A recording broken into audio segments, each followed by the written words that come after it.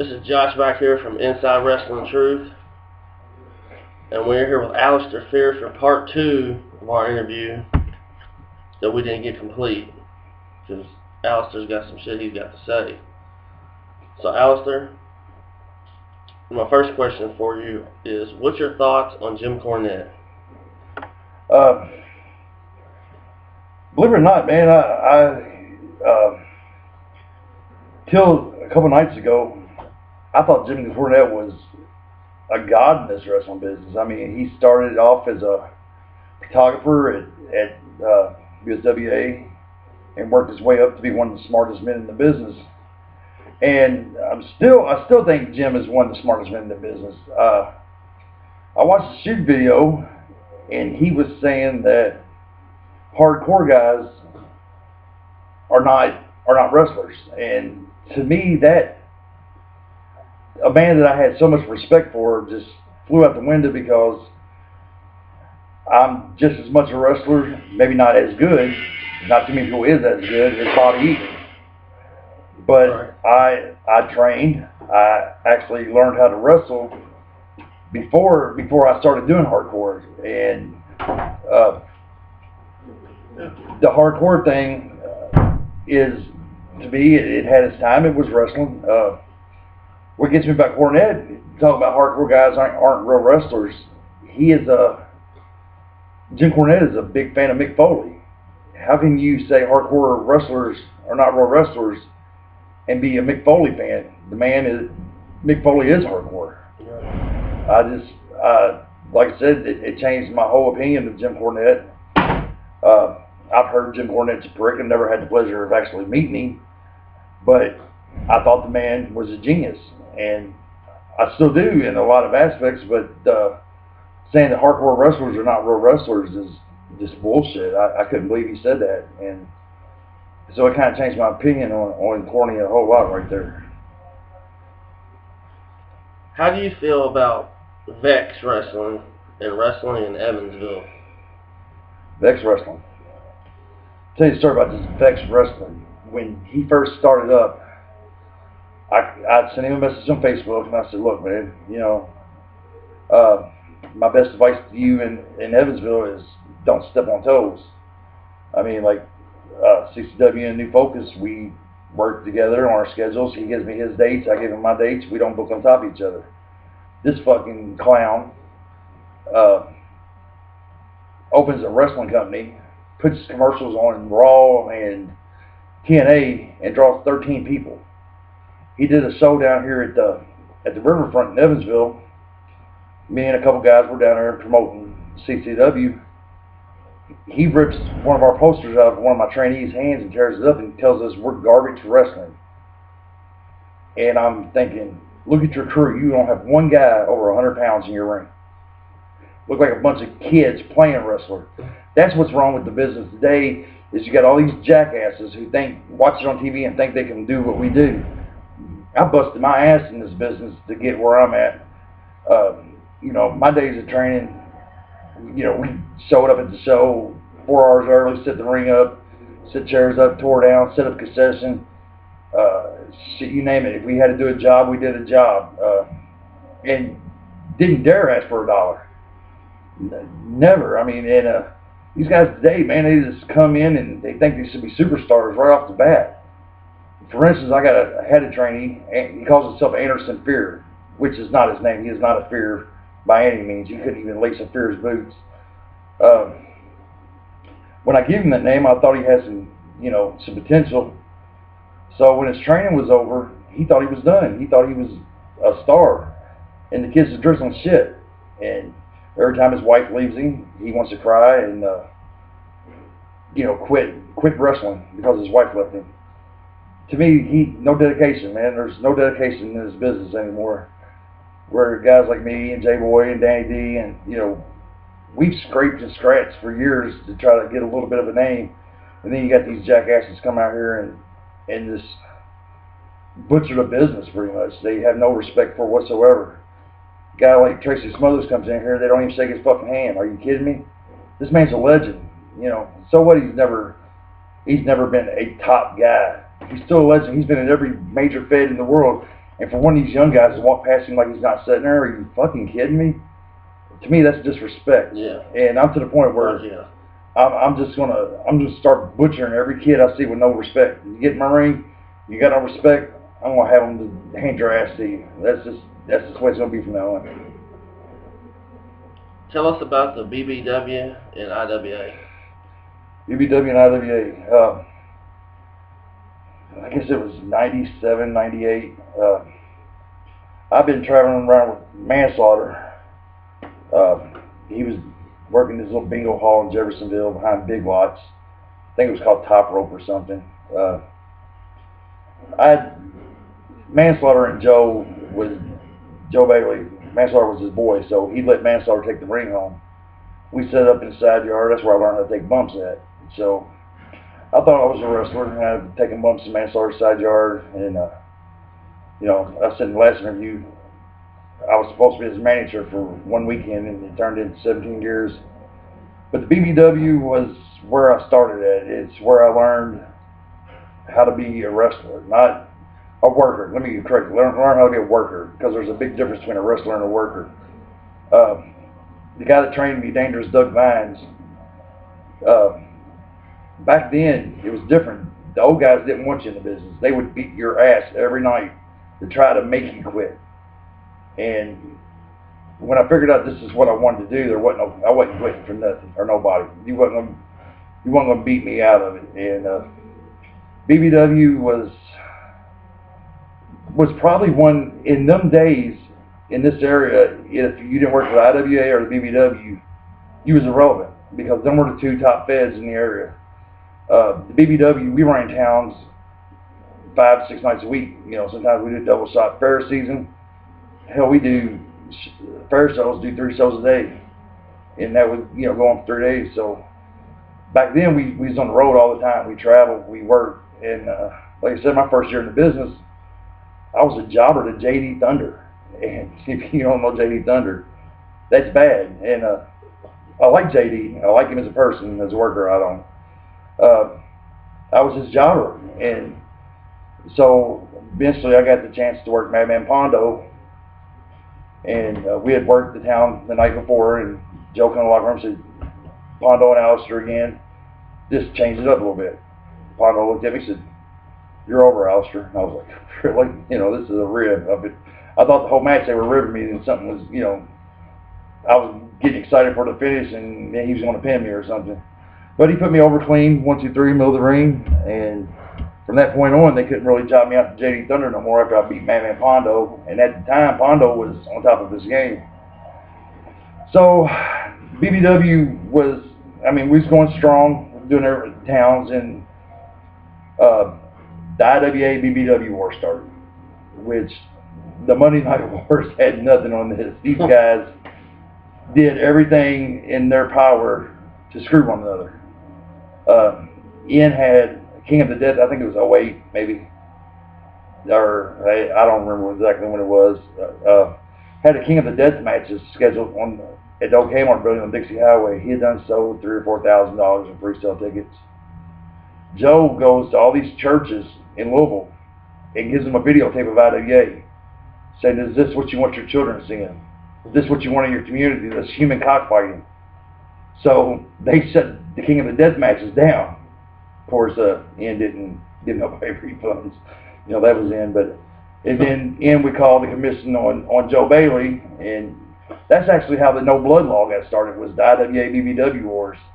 Because before that, you could actually bleed in Kentucky, and they started going back and forth and snitching on each other like two little grade school kids, and screwed it for everybody. And so, end of '99, beginning of 2000, guys started jumping ship because, BBW was a big fed, but the IWA was the fed. You had all your tape traders, you had coverage from everywhere. The BBW just couldn't take you where the IWA could take you. So guys started jumping ship. I think Tony was the first one to jump, and I think he burned a BBW shirt in his ring or something, got a bunch of heat started. So So I was starting to get unhappy at BBW. I'd done been the BBW champion twice, and I got tired of Joe playing his little games. If he was mad at Manslaughter, I was the top guy. If he was mad at me, Manslaughter was the top guy. So he started playing us against each other. And then that's where Pantera, my old valet, come in the picture. And, you know, I've never been a big rat chaser. I never did the whole rat thing. So I got with this Tracy girl who wound up, I found out later, was a rat. She started a bunch of heat at BBW with me, and Simon Says, you know, actually almost got in a shoot fight. And looking back on it, they were all just watching out for me, trying to tell me the truth, and I didn't want to hear it. And so I was unhappy, and me and Manslaughter had done a chair shot match. This is when the Rock and Mick Foley, when the Rock handcuffed Foley and hit him with a chair, 12 times or something. Yeah. So I got this bright idea with Manslaughter, and I was like, you know, you guys don't know Manslaughter, he's 6'9", 400 pounds. I'm like, dude, I want you to hit me with a chair as many times as I can take it. I'll tell you when to stop. And I think we done like 19. I mean, every time he hit me, he had to flatten the chair back out. He was wrapping around my head every single shot. So we was in a show in Milwaukee. It was me, Manslaughter, and Pondo. And we walked in the locker room, and they're sitting around. Well, Ian had done the chair shot, and he'd only done like 15. So I broke his record, and I figured I was going to have heat with him. So Ian comes up to me, and he's like, Mr. Fuhrer, I hear you might be looking for work. Well, if you remember the last video, I told you from the get-go, IWA is where I wanted to be. So I jumped at the opportunity. The first show I did, he booked me and Manslaughter. Manslaughter was the IWA mark, and so he booked me and Manslaughter, and years later he told me the only reason he booked Manslaughter because he didn't think I would come without him, which he was wrong. So I jumped ship to IWA, and first match I did for him was in Charlestown. It's a junkyard now. It was an old pole barn. The fire marshal had shut the building down, so we had to wrestle out back, and it fucking poured rain. Ian was out of town. There was probably 30 people in the crowd, and when I got my envelope at midnight, I was amazed. I was like, really? This is, you know, I've never made this kind of money, you know. Well, what it was, at the time, if Ian stole one of Joe's guys, he thought he had done something. So he wanted to make you happy, to get you to stay. And Ian always treated me good. I mean, he never, like I said, he never really paid me enough to fuck me with money.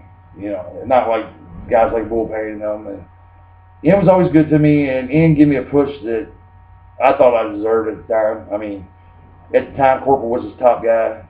Me and Corporal was main event or semi-main event for 3 months straight. I mean, you better. So we tore the house down. Ian gave me the platform, and I took it. And the IWA was a whole different ballgame than the BBW. I don't know if we got a plug. It was a whole different ballgame than the BBW. I thought I knew how to wrestle till I got to IWA, and it was like training all over again. But I learned so much from IWA. I met so many great people. I mean, CM Punk, Colt Cabana, It's Just That Kid, which is one of my all-time favorites. It was just great. That was probably one of the funnest times in my career, was working for IWA Mid-South. And the IWA fans are the greatest fans in the wrestling business. And so that's my IWA BBW story. It was a great time, and if I could go back and do it all over again, I would. What's your thoughts on drugs in the business? Unfortunately, wrestling and drugs kind of go together. I mean, it's sad. It's a sad thing, but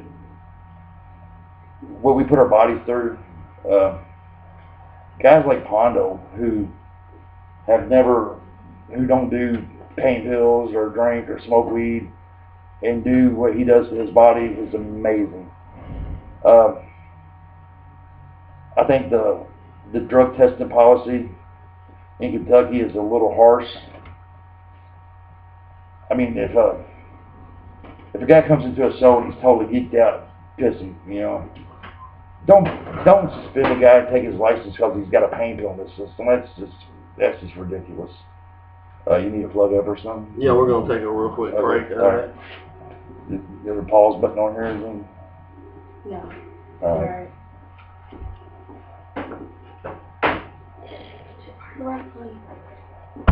Sorry guys, I gotta move the camera.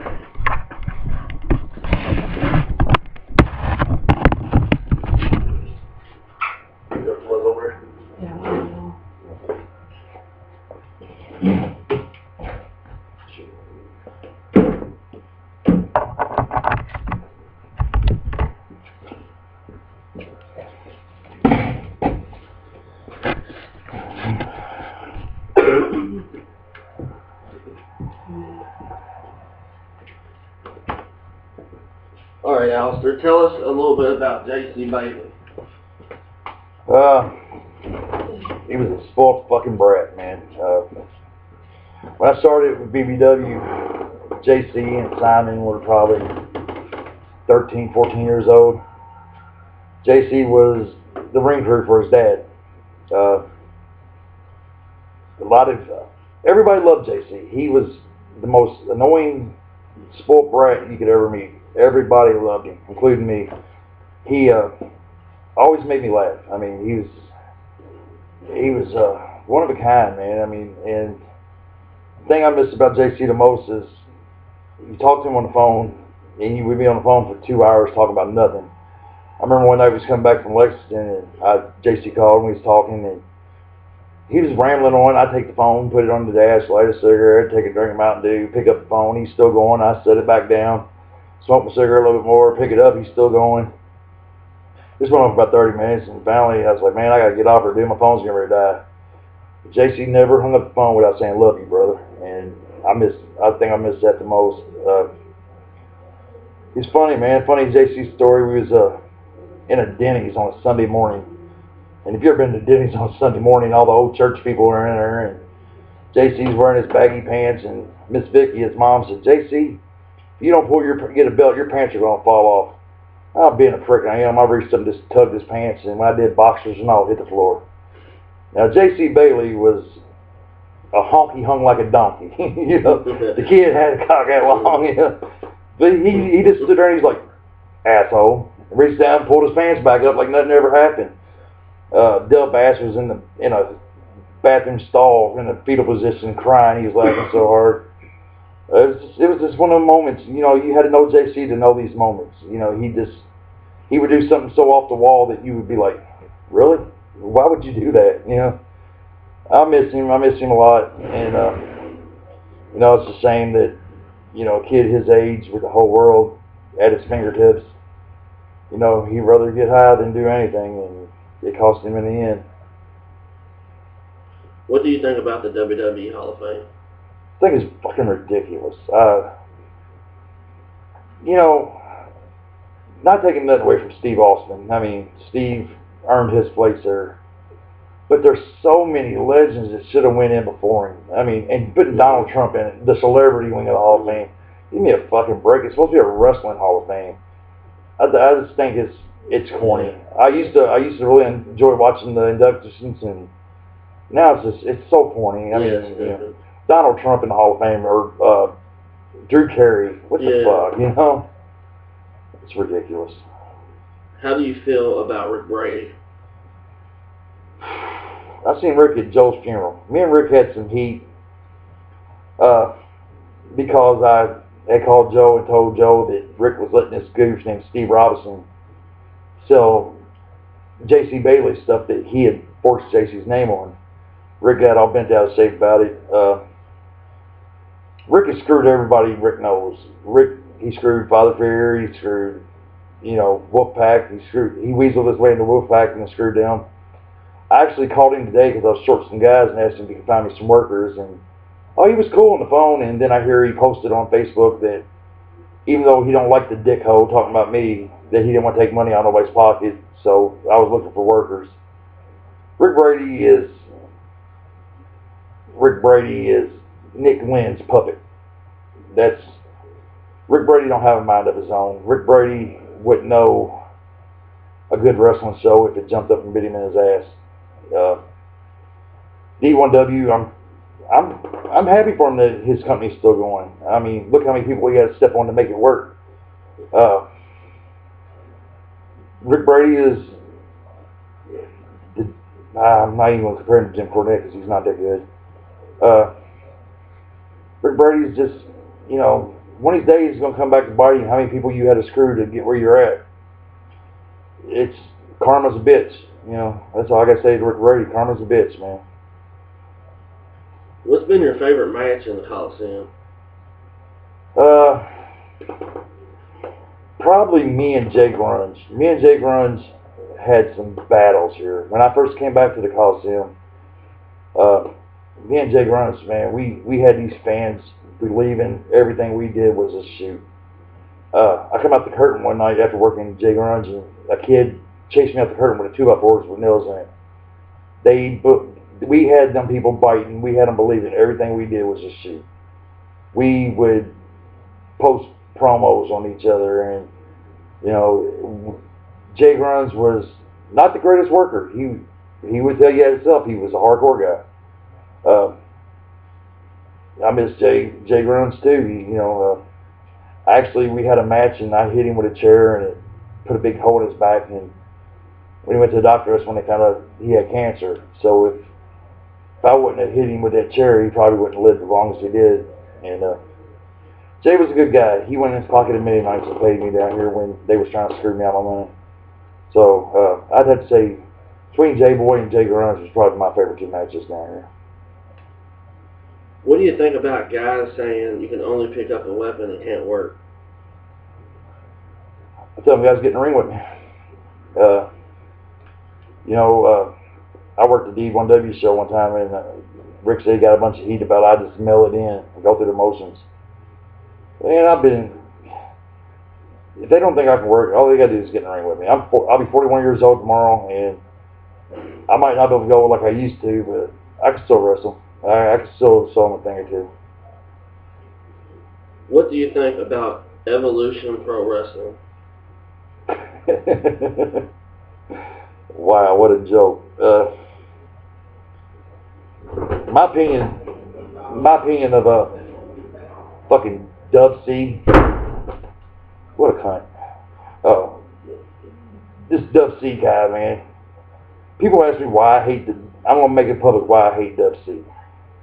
We was working for Thunder Valley Wrestling, and down in Lawrenceburg. Had a good run going. Man, we had it going pretty good. I'd had their strap or something, and this is when the whole Wolfpack thing started happening. Well, Dub C goes back and tells the promoter and Bobo that I was going around calling Bobo a stupid nigger. I never, ever. Bobo is Bobo. I don't dislike Bobo. I respect Bobo. I'm the kind of person, if I got something to say to you, I want to say it to you. I'm not going to go around like some schoolyard sissy calling you a nigger. I never called Bo a nigger. There's very few people that I've ever called a nigger. And if I did, that's what I think about them. That never happened. So he went and told the promoter this and got me fired. We was having a fair show in my hometown, Oldham County. I got kicked off the fair show. I got fired from Thunder Valley. And this started so much shit. And he knows if he's watching this, he knows it's a fucking lie. I never called Bo a nigger. And so Evolution Pro, you got two guys that's never done anything in the business trying to run a wrestling show. Don't they run the skating ring? Jammers? I believe so, yeah. Every company that's ever tried to run Jammers has never been able to draw. It's that building is dead. It's never going to draw. These guys should have enough sense to see that after 4 shows to get the fuck out of there. But, you know, it is what it is. That's what's wrong with fucking business. Guys like Cage Color and Dub C running a wrestling show. What more can you say? That's the shit of the business. So why do you and Cage not get along?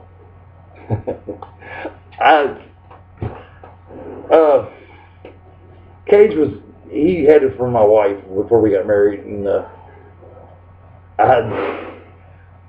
night me and her got together, he kept calling her, and I'm like, look, dude, I'm trying to get with this chick, man, play the fuck off. And then he said some derogatory remarks about, I didn't like the way he approached Ginger Niner. I didn't like the way he talked to her, the way he put his stuff across to her. For one, I respect Ginger a lot. She's like my mom, and I just thought it was very disrespectful. And of course, I think she took it as a joke, and I think Father Fear took it as a joke. I didn't take it as a joke. I took it offensively, and I thought it was bullshit. And like one night he called her and he's like, "Why don't you come meet me for dinner?" Really? I mean, are you serious? Plus, I just think he's an arrogant little prick. I don't think he thinks he's a lot better than what he is. And do I hate him? No, I don't like him. I could do without the guy.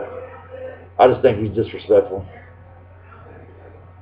All right, I'm gonna name some guys off to you, and you tell me what you think about them. Okay? CM Punk. Love Punk. A lot of guys back then didn't get along with Punk. Hardcore Cup 2001. Punk. They need you now. All right, Punk kind of watched after me. His gimmick straight edge. He watched after me, make sure I didn't get in trouble because I got pretty messed up. Great guy. Punk's awesome. Is there anything else you want to get off your chest? No, man, I think that's it. I wish Father Fear was here to do this interview with me. And Josh, I appreciate you letting me do the follow-up. I always enjoy doing it. And I'm glad you got to come to Evansville. And you've been back here all night. I got to enjoy the show. But make sure you catch the main event. It's good. And thanks, bro. Thanks for doing it. Thank you, man. Yes, sir. Place can operate without